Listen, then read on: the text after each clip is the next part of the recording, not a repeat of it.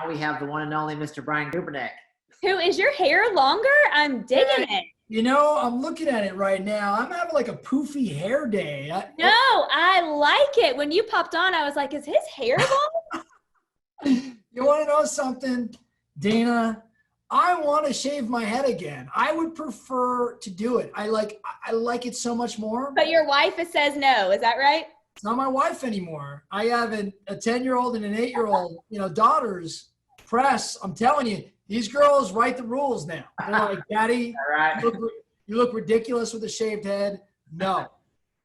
And I'm like, man, come on. Somebody here, help me out. Yeah. So what do I did what anybody else would do, Dana. I went out and got a little boy puppy, Labrador. But he can't talk. He can't comment on my hair. So I'm stuck. What am I going to do? So you're not the only guy anymore. I love it. Perfect. So what's going on with you guys? Thank you so much for coming on. So I listened to Ben Kenny's podcast episode that you did. I don't even know when that was, if I'm like way far behind in his queue or what. But anyway, it popped up. I saw your name. I was like, oh, I got to listen. And it was so good. And so I felt like this would be very valuable to all of the agents that we have on today. And then the ones that we're sending this recording to also. You talked about how to evaluate business opportunities and just so many good nuggets. I'm actually looking at this. And I want to figure out a way, Brian, for us to share that worksheet with them too. I have it pulled up right now too, but I want you to share it, but don't share it just yet, because then everyone will read through it and get ahead of us. Yeah, I didn't know if you wanted to send them somewhere to more than welcome to send it out. Everybody start using it, and we'll talk around it and how you can design your own. Okay, perfect. Love it. Perfect. Cool. Well, first of all, number one, I'm sorry, my lighting's a little off. I don't have that ring light thing that Cody Gibson uses with the perfect tan and the perfect hair and the light. So I need work on that. So I'm sorry, number one. Number two, and more importantly, Dana, Press, all you guys, I think you know this. I love working with your region. And I have been a little bothered. I haven't heard from either of you guys in a while. And I'm like, what did I do to be disinvited, right? So I'm glad, or uninvited. So I'm glad like I get 30 minutes today or 28 minutes, because I've been waiting. Guys, I've been waiting for the call. I didn't know what I did wrong. Well, we try to not bug you, but now that you've said that, I feel like, Press, we have free reign now all the time. Be careful what you say with us. That's right. Well, guys, all kidding aside, I do love working with your crew. I mean, you always show up. You always go all out. You guys are always say that sincerely. But I do appreciate you having me, and I am going to rip through some stuff, Dana, because what you heard me talk around with Ben, or in Ben's podcast, which Ben decided not to show up to that day. That was great. As only Ben could, but Ben's buddy, Bob, I covered in about an hour. So I'm going to make this about 26 minutes as opposed to an hour. Right. So what are we really talking around? Right. For all of us, every one of us in the real estate space, we are faced with or have opportunities that land on our desk probably every day in some capacity, at the very least every week or every month, right? Now, the fact of the matter is the more homes you sell, the more income you create, the more relationships you build, the more influence you gain, the more known you become, frankly, the more requests for your time or the more opportunities that are put in front of you for you to participate in. Right, like with Press and Dana, I know you guys pretty well, and I've been joking with you, but I also know you as business people too. I think that both of you are evaluating different opportunities on a regular basis. Candidly, that's part of your roles and responsibilities. Right, so for me, I learned, and I've been selling now for a little while. It's funny. I used to think of myself as like the young guy. Now I'm definitely the old guy. I have to put in like this fake gray, so I seem a little older, Dana, I know. But now I'm a little bit more weathered. But early in my career, right, I started having some success, and people started throwing things in front of me. And like a lot of us serial entrepreneurs, everything looks awesome.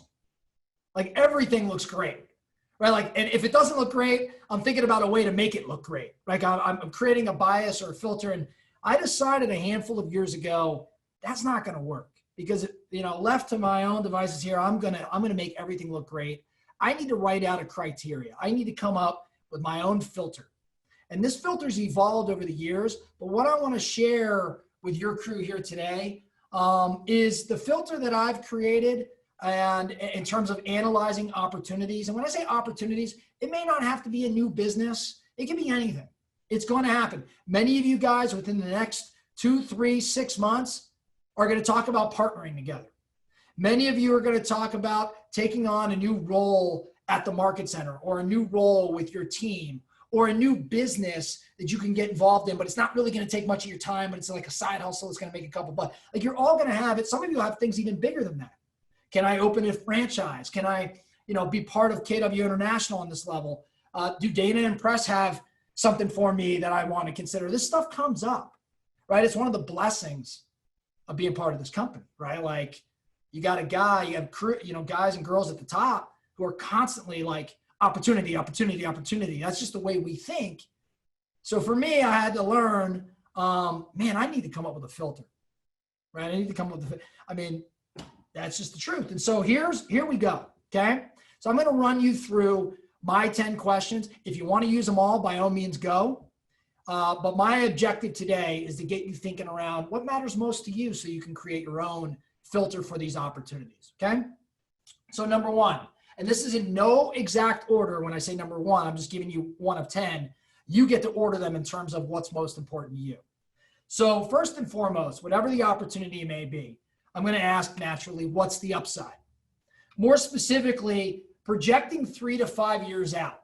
Projecting 3 to 5 years out, what's the potential annual income that this business or this opportunity that can create?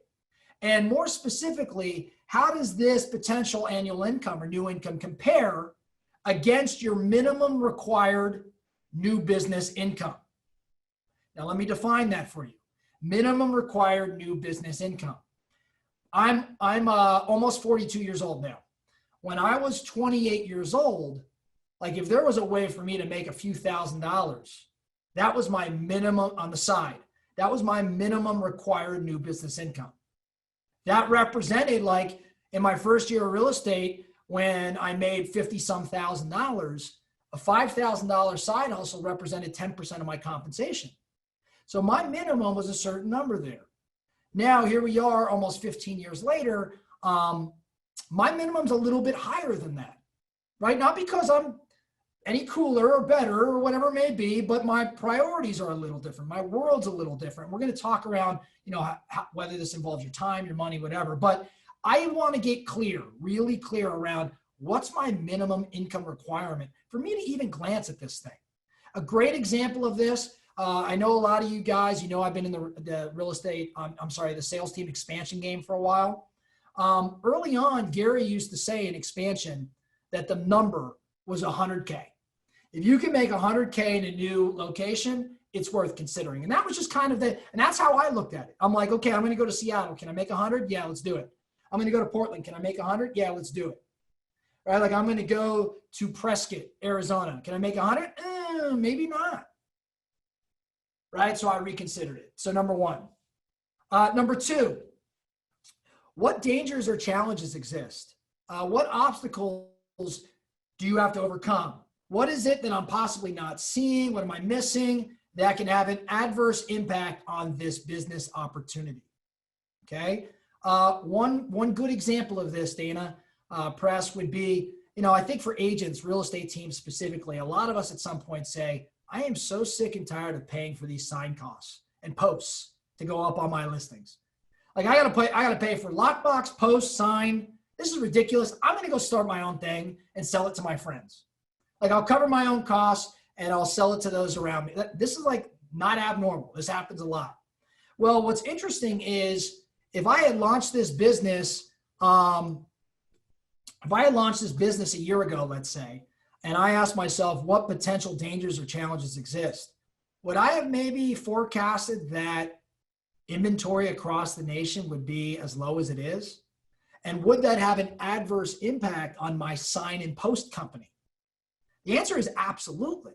But if I don't ask the questions like, I understand this is an awesome idea, but if it wasn't an awesome idea, what would make it that? right? Like if something was to go wrong, what would it be? And you guys all know the line of questioning, but I'm asking you black hat your own opportunity. What challenges or dangers exist? Number 3, who is the jockey? And I'll explain. Who's the jockey, and is he or she the right fit? If not, how challenging will it be to find the right jockey? So what do I mean by jockey? You know, we know what a jockey is, riding the horse. I'm talking about who's driving this business, right? Like whatever, or opportunity. Who is driving it? Now, mind you, it can be you, right? Like that's great. It can be you. I just want you to be aware of it. An example of this would be for me, I'm in the property management game. I've always wanted to be in the property management game. I like that business. I'm not running it. I don't have the bandwidth, right? So who's going to run it for me? Well, for me, I looked around my organization, and I think you guys have met Cassie before, or I've talked to her before. She was my director of ops for, 8 years. She was ready for the next opportunity. So when I looked around and said, I want to be in the property management game, I've got somebody who deserves the right to the next opportunity. There's my jockey. Follow me? Now, again, this is an awareness. A lot of these questions are just simply awareness. Who's going to be the jockey? If it's going to be you, you're going to see some questions coming up here. But if it's going to be you, what are we giving up? And we're going to talk about that here in a moment. Okay? So upside, challenges, jockey, next. How many people are going to be involved in this operation? How many people are going to be involved in this new business, this new opportunity today? And how many might be involved in 3 years? Now, why does that matter? Another awareness question. I just want to make sure this aligns with what it is you want, right? Like earlier in my career, when I looked around, I'm like, man, I think it'd be, exciting to have a 500-person company or 1,000-person company. The truth is, guys, I'm kind of crazy. Like I am the guy that would go to, I did, Press, you'll love this. I don't know if I ever told you this. I did go to Mark Willis years and years ago and say, hey man, what's it take to get your job? I want to be the CEO. And part of it, what was exciting was like, all right, there's 100 and I don't know what there was at the time, 90,000 agents or whatever it was. But that seemed like I wanted that responsibility. Now, fast forward years later, not that I'm not into that still, but my vantage point on large companies and people might be quite a bit different. People equals what? Complexity, right? People equals more game management, frankly, and less playmaker. That's just the truth, right? And so am I a better game manager? Am I a better playmaker? What am I more excited about? That's what I mean when I mean people. And again, no right or wrong, no better or worse. It's an awareness question. What do I want to run? What do I want to be? There are plenty of people I know that make an amazing living and live amazing, enormous lives. And it's just them in an office, headset on, doing their thing. Right? I got a guy out here in Arizona that I coach that many of you guys may have watched on the Mega Camp stage, virtual stage, which was Eric Brossard, Mr. Whatever It Takes. We had more feedback, Brian, on Mr. Whatever It Takes than, it was crazy press, wasn't it?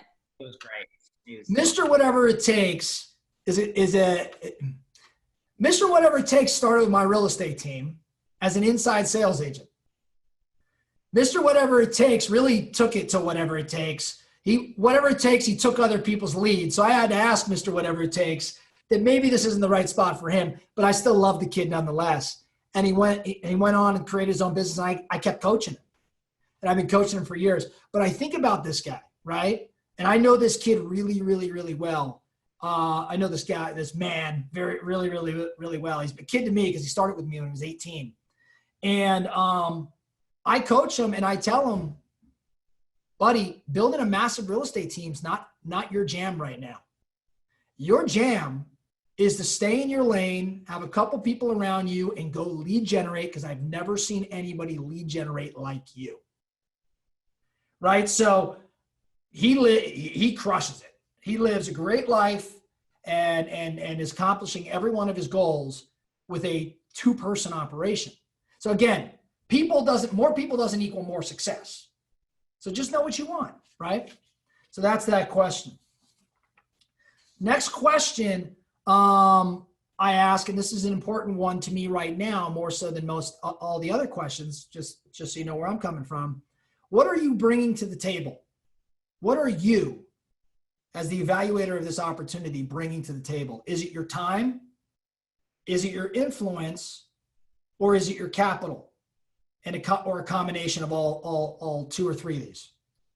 And how do you feel about that? Okay. So is it your time, your influence, and capital? Going back to Brian in his early years when he first started, guys, I had no capital. You know, I decided to get into real estate at the perfect time, which was Phoenix 2007. That's exactly when you want to dive into real estate, guys. You pick the worst time the market's ever been, and that's when you get in. But in Phoenix, when you don't know what you want to do when you grow up, you just get a real estate license. That's just what we do. And so all I had no capital. I had no influence. All I had was time, right? So if someone came to me with an opportunity, my response would be, yeah, man, let me roll up my sleeves and go outwork everybody, because that's what I had to offer. Now, as time's gone on, while I'm certainly not afraid of hard work, and I'll get in there with Dana, Press, and anybody, right? Like you guys think the same way. I also, though, over the course of the years, have acquired a little bit more capital. I've also acquired a little bit more influence. So if an opportunity shows up and it requires, my involvement, how will I be involved, right? Like I'll go back to the property management business. That required some of my capital and it requires my influence, but it takes none of my time. That's the perfect business opportunity for me right now. Now, mind you, I could take on something that takes a bunch of my time, but it's got to hit that certain minimum, and it's got to relate to all these other questions. Follow me? So again, another awareness question: what are you bringing to the table? If I use that signpost company, right? You're going to start it. You've got a jockey, okay? So it's not your time, but it's going to take maybe some of your capital. It's going to take some of your influence. When I ask, how do you feel about this? Well, I'll give you an idea. Like if my influence is driving the signpost company, or my influence is impacting the property management, influence to me is synonymous with reputation, right? So how do I feel putting my reputation on the line for this particular business with this jockey, knowing these risks, on and on and on and on? Okay. Next question. On a scale of 1 to 5, eliminating the number 4 from the scale. I'll explain. On a scale of 1 to 5, eliminating the number 4 from the scale, how passionate are you about this opportunity in comparison to other businesses that you currently operate or are currently constructing?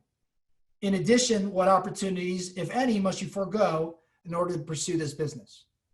So on a scale of 1 to 5, eliminating the number 4, how passionate are you about this business? Now, why do I ask to eliminate the number 4? I ask to eliminate 4s on a 1 to 5 scale. I eliminate 7 on 1 to 10 scales. Why is that? Default answers are always 4 and 7. It's a way to answer somebody without committing one way or the other, right? 4 is a little bit more commitment towards positive than 7, but you ask an agent on your team, how do you think you performed this week? I will bet everything in my pocket they tell you 7. I mean, it happens every time. So tell them to eliminate 7, and what happens? They either give you an 8, which means they had a really good week, or they give you a 6, which means they missed standard and didn't perform to the level they thought they could. So going back to this question, 1 to 5, eliminating 4, how passionate are you about it? Now, let's tie this back to some of these other questions, right? Like if you're contributing your time, but you gave this thing a passion of 1 or 2, that's a problem. There's a disconnect there. When I think about passion, I think 11 p.m., time to, I'm pretty tired, just got my butt kicked all day long. This business has got to move forward. Am I tapping out, or am I fired up to keep going? Now, if you have my time, I better be a 5. Now, if you have my capital, do I have to be as passionate about it? Right? Like I own some stock in Wells Fargo. That is just, by the way, not a great stock to own at this moment, but I own some stock in Wells Fargo. I could care less about Wells Fargo's business per se. I'm not super passionate about it. But it also takes none of my time, influence, or anything. It's just a capital investment. So I could be a 1. Follow me? So again, an awareness question. If it's your influence, you probably got to be a little passionate about it. You got to feel positive. If it's your capital, doesn't matter, right? And if it's your time, you better be super passionate.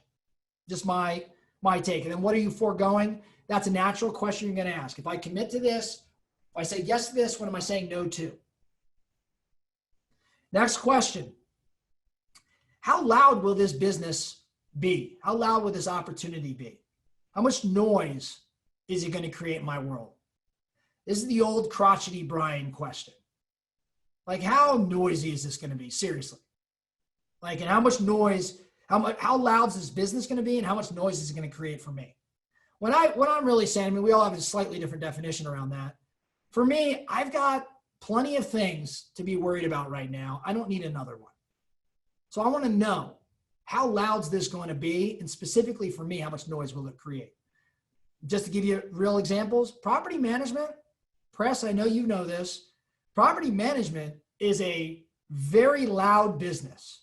You've got property owners, you've got renters, you've got vendors, you've got taxes. I mean, you've got so many things to make $100 a month on a fee. It is as loud as it comes. Respectfully, it's not for me, right? It is for Cassie, who's embracing it and loves it, but it's not noisy for me. If it became noisy for me, it would be a problem, given the fact, again, that I'm not putting my time into it. Okay, so see the relationship between these questions. Next question around this opportunity, and we have a couple more, so stick with me. What is this opportunity or business's moat? What is special about the business or proprietary about the product or the service? What's differentiating you? I mean, that's something we should always be asking about our own businesses. You know, forget about new opportunities. That's something we need to be thinking about all the time. Why am I different? Is it my brand? Is it something I give? Is it my work ethic? I mean, what is it that's separating me from my competition? Right? And by the way, you may find that there is no real moat here. Believe it or not, it may still be an opportunity to pursue. Maybe it's something that you see as a 3-year run, or there's something else that's making you intrigued by it, or even the sign company, the post company. Like, I know this might sound a little crazy, but maybe my minimum required income on that is actually 0. All I care about is zero basing the cost for my own real estate operation, right? So maybe there doesn't have to be a moat.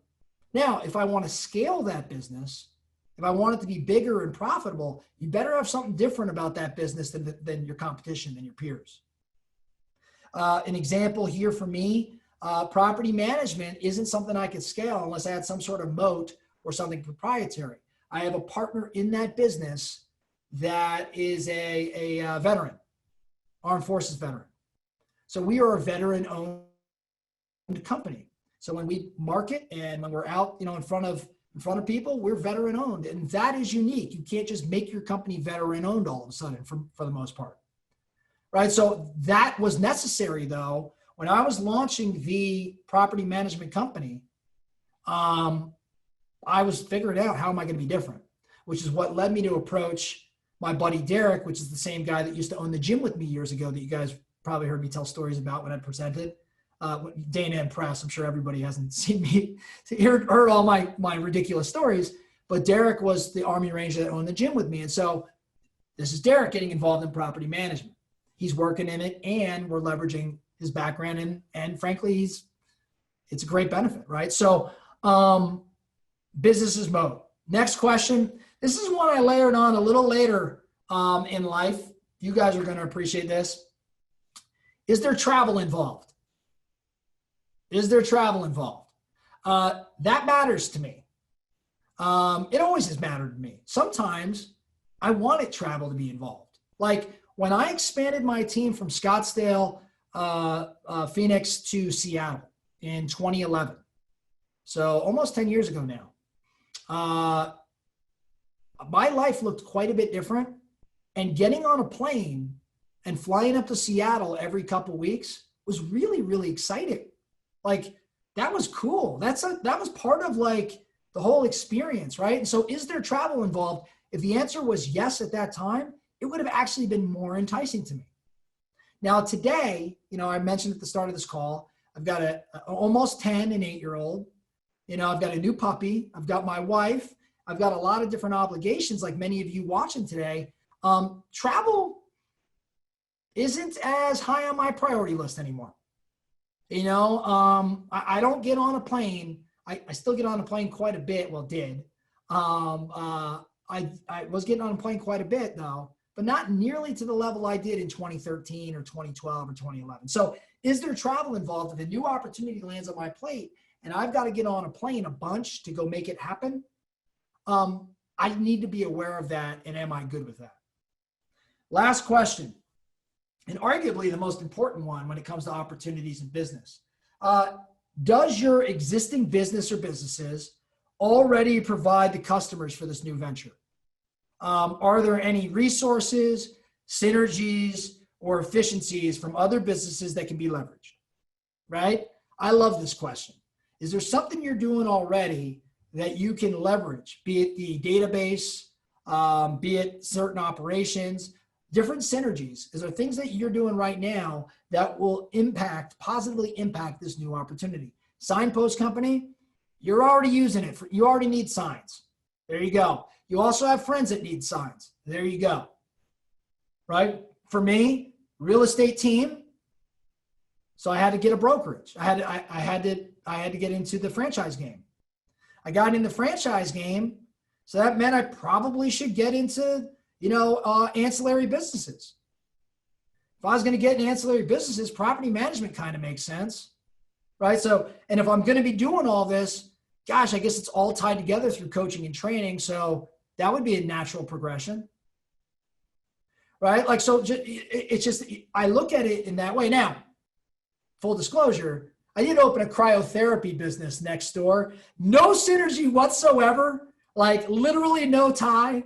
And I sold it like 2 years after I started it. So just so we're all on the same page, right? Like there was no synergy and I still moved forward in spite of the fact that my filter said otherwise. So there's 10 questions to think around, and we're going to send them out. Like I said, you guys can use this exactly how you see fit. You're going to place different weight to each one of these respective questions based on kind of where you're at and where you want to go. At the very least, though, I want to encourage you to take this and go create your own that works specifically for, like, this has been an ongoing model for me, a revised model for years. Right. And it does get adjusted based on where I'm at in my career, where I'm at with my family, where I'm at financially, where my passions lie, how much room I have on my plate, what I'm going to give up. So I will constantly adjust these things, and I will come up with, like, is there travel involved was a relatively new question. Who is the jockey? Like, I started asking that one a little differently. Like, these things evolve, they get revised. So that was the fastest business filter presentation I've probably ever given, but hopefully we got the point across. It was awesome. Brian, you crushed it. Yeah. I mean, it was great to hear this after hearing it again. One of the best things I've ever learned, actually, I guess it was probably Diana Kokoska, honestly, was she said, if you're either preparing yourself or robbing yourself for your next opportunity based off of the actions that you're doing today. And I feel like the people on our Zoom can probably, a lot of them can relate to this. When you start to win at something, then other opportunities, they'll just pop up, whether you think of it or whether someone else comes to you or what that looks like. And I love that you said serial entrepreneur, because man, we're all guilty of that. And so this helped. I mean, when I heard this, I was like, oh my gosh, this is so good. Even if you asked yourself like 3 of the 10 questions, I mean, man. Well, Dana, the truth is, the vast majority of the time, honestly, I don't make it through like 4 questions before I'm like, this is a terrible idea. Yep. Right. And so I rarely make it through. And one thing that you said, and it's probably a good thing for me to wrap up with, the idea that these things show up, the more success you have, it's really important to stress. Let me be more direct. everything that I've had the opportunity to do in my career stems from the fact that I sold a lot of houses early on in my career. In other words, I had success as a real estate agent, and that has been and continues to be the platform from which all of these other opportunities have come about, right? Like me, seriously, this is just, I met Press's parents only because I sold a couple homes and was having success there. Like that relationship would not have been constructed or built. I wouldn't have met Press. I wouldn't have met you guys. Dana, I wouldn't have met this region if I didn't nail it with that. I don't want to one thing everybody, but it is very true. If I didn't nail it here, I would not have this platform. If I didn't have some success in my career and got a microphone in my hand at like a mega camp in 2010, none of the stuff that I've had the privilege and blessing to work in would have come to fruition. So I say that, and I get really fired up and passionate about it because in real estate, it's really easy for us to look at other things and shiny objects and you know, see gold in these other areas and get distracted. Frankly, a lot of us landed in real estate because we were distracted. Real estate was the distraction. I plead with you, focus on what it is you're doing, crush it, and things will come to you as a result of it. Brian, the only thing I'd add on to that is I also would say that you showed up, right? Yeah. You showed up to events. You showed up to, if Gary was speaking, you were there. Like, I think that's the other piece of it is you produce at a high level and you master the game and you show up to and make yourself known, right? Because I've seen sometimes some of people who produce all real estate, but they kind of like don't want to come to events or they hide. And it's hard for us to get to know you and see if you want opportunity when you don't come and show up. A great point, especially from your vantage point. The truth is, Press, all kidding aside, I'm not as smart as some of those guys and girls. So I had to get on the field and demonstrate like, hey, I may not know what Nick Baldwin knows. This guy's brain who's coming up next, his brain is like 3 times the size of mine. He knows way more than I'll ever know. So in order for me to show up in the way a Nick Baldwin will show up, I got to get out there and just roll up my sleeves, right? I wish you would have told me Nick was after me. I should have read this. I would have gone twice as hard because this guy, I mean, how am I going to compete with this guy? How am I going to compete with that beard? First of all, I've been in a room with you, Brian. You're really good on a whiteboard, and I'm terrible on a whiteboard. He is good on a whiteboard. I will second that. Yes. Brian's like doing the charts and the lines. I'm like, I can't do that. So your brain thinks completely Hey, different. but your shirt does match your face right now, which is pretty impressive. I mean, My how YouTube swag. do I compete with a guy who's got a shirt that literally matches his exact look? That is next level. So funny. Brian, thank you so much. Thank you. all. Wait, don't go. Where can they learn more about metrics coaching? Shoot me an email.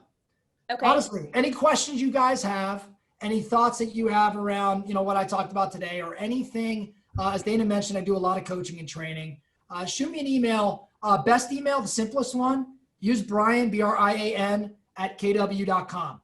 Brian Can at I kw.com. share? Oh, perfect, Press. You got it. Can I share the PDF with them in the chat? Please do. Please Okay. do. Perfect. Perfect. All right. Perfect.